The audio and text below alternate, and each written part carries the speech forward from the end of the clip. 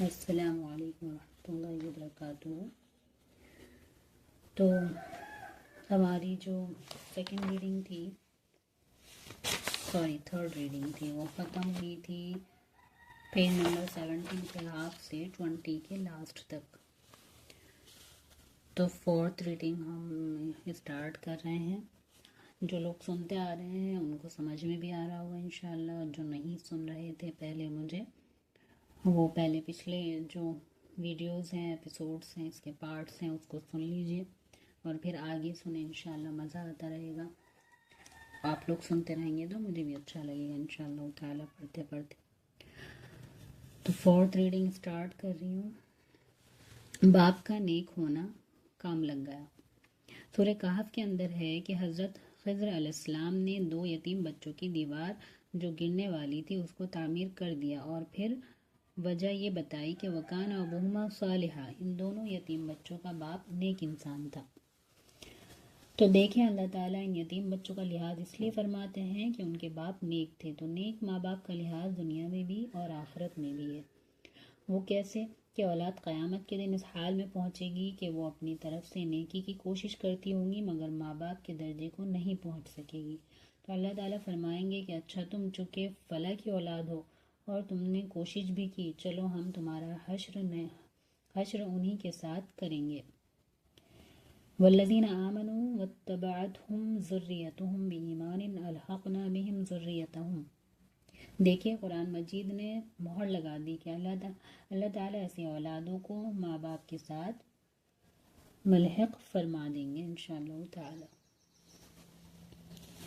ماں کے لیے تکلیف کا لمحہ۔ جب اولاد ہونے کا وقت ہوتا ہے تو ماں کے لیے وہ بہت تکلیف دہ لمحہ ہوتا ہے، جیسے بی بی مریم علیہ السلام نے کہا تھا یا لیتنی مت قبل ھذا وکنت نسیا منسیا، اے کاش میں اس سے پہلے مر گئی ہوتی۔ تو ماں کے لیے وہ ایسی ہی کیفیت ہوتی ہے بے شک۔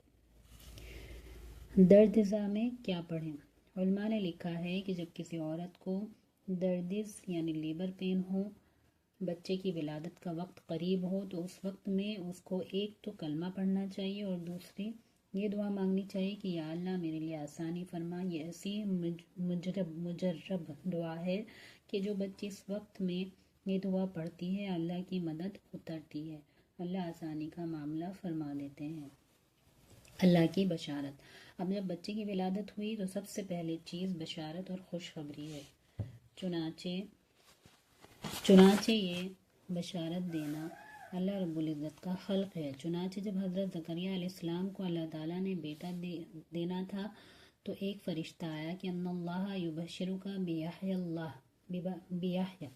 اللہ تعالیٰ تمہیں یحییٰ کی خوشخبری دیتے ہیں۔ چنانچہ امام طبرانی رحمۃ اللہ علیہ نے ابن عباس رضی اللہ عنہ سے روایت کی، بڑی عجیب حدیث ہے۔ نبی صلی اللہ علیہ وسلم نے ارشاد فرمایا کہ جب کسی کے یہاں بیٹی پیدا ہوتی ہے، ایک فرشتہ آ کر کہتا ہے کہ ایک کمزور جان سے ایک کمزور جان پیدا ہو گئی۔ ماں بھی عورت تھی، کمزور تھی، آگے بیٹی ہو گئی تو فرشتہ یہ آ کر کہتا ہے ایک کمزور جان سے ایک کمزور جان پیدا ہو گئی۔ اب جو اس بچے کی پرورش کرے گا اس کے متولی کی قیامت تک اللہ مدد فرمائے گا۔ تو بیٹی کی پیدائش پر فرشتہ یہ الفاظ کہتا ہے۔ اور جب کسی کے یہاں بیٹا پیدا ہوتا ہے تو وہ فرشتہ آ کر اس لڑکے کی پیشانی چومتا ہے اور کہتا ہے کہ اللہ تعالیٰ نے تجھ کو سلام کہا ہے۔ خود اس حدیث پاک کو پڑھ کر میں بڑا حیران ہوا۔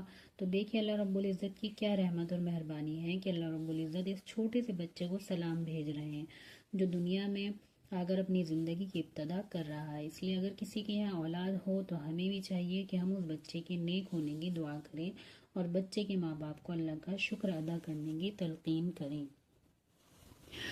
پیدائش پر ماں باپ کیا کہیں؟ ماں باپ کو چاہیے کہ جب اللہ تعالیٰ ان کو اولاد کی نعمت سے نوازے تو وہ دعا کریں اور شکر ادا کریں۔ چنانچہ ایک حدیث پاک میں آتا ہے کہ جب کسی کو اولاد کی خوشخبری ملے تو چاہیے وہ کہے ماشاء اللہ لا حول ولا قوت الا باللہ۔ ان الفاظ کے کہنے پر اللہ اس بچے کو ہر آفت و مصیبت سے محفوظ فرمائیں گے۔ اب دیکھیے کتنے لوگوں کو اولاد ملی لیکن حدیث پاک میں بتائے گئے یہ الفاظ کم ہی لوگوں نے کہے ہوں گے۔ تو یہ چیزیں ہمیں سیکھنی ہیں کہ جب بھی بچے کی خوشخبری ماں باپ کو ملے تو کہیں ماشاء اللہ لا حول ولا قوت الا باللہ۔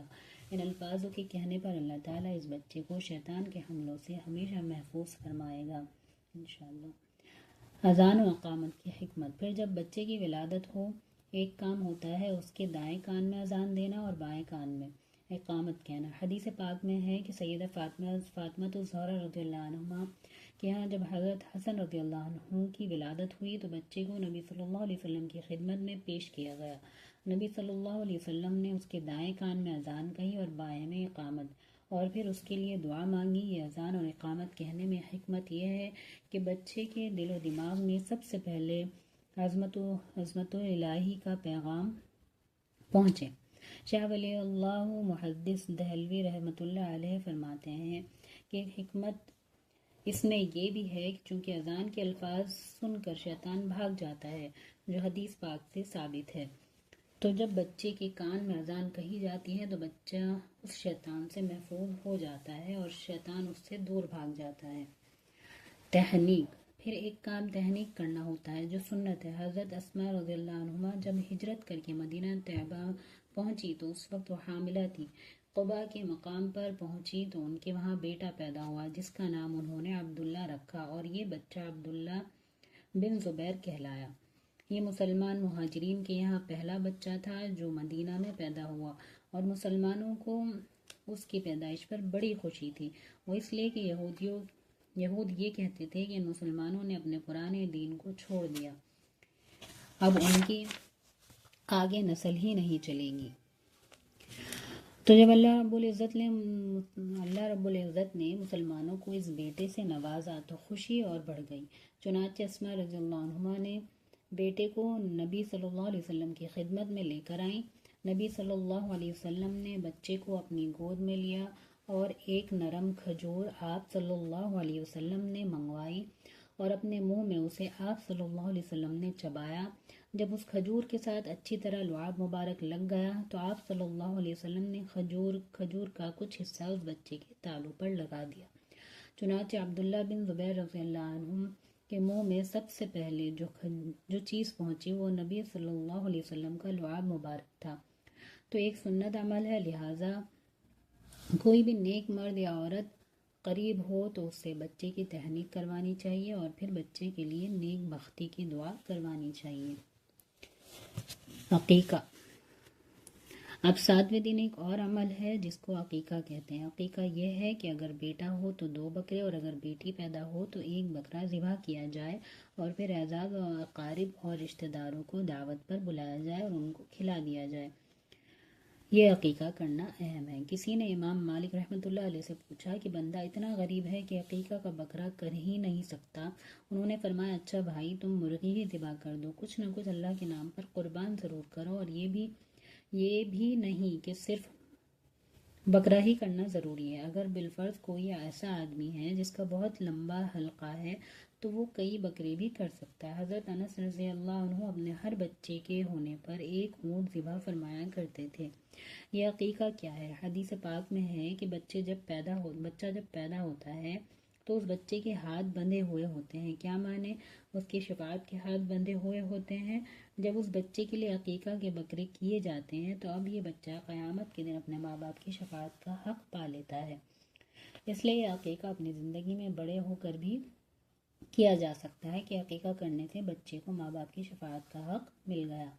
حضرت شاہ ولی اللہ محدث دہلوی رحمۃ اللہ علیہ فرماتے ہیں کہ اصل میں ان جانوروں کو قربان کرنے سے ابراہیمی سنت کو یاد کرنا مقصود تھا، اور ساتھ میں یہ بھی فرماتے ہیں کہ عقیقہ کرنا اصل میں دوست و احباب کو بچے کی اطلاع دینے کا بہترین طریقہ ہے۔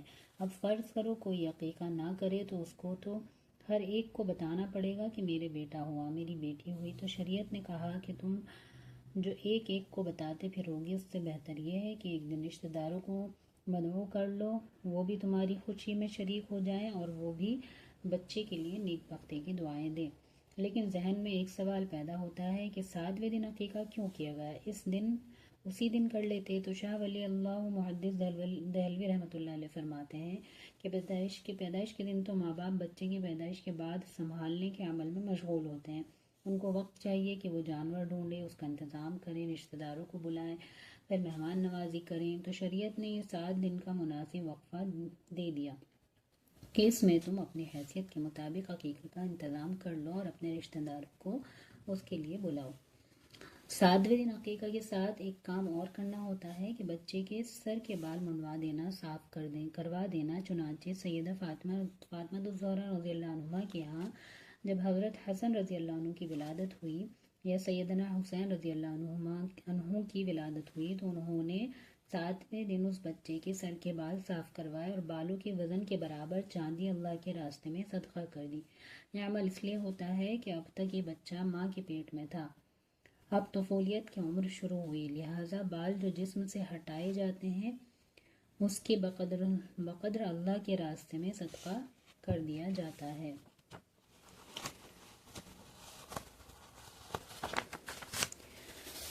تو یہ ہم یہیں پر فنش کرتے ہیں، انشاءاللہ اگلی ریڈنگ پر آگے کا سننے کو ملے گا۔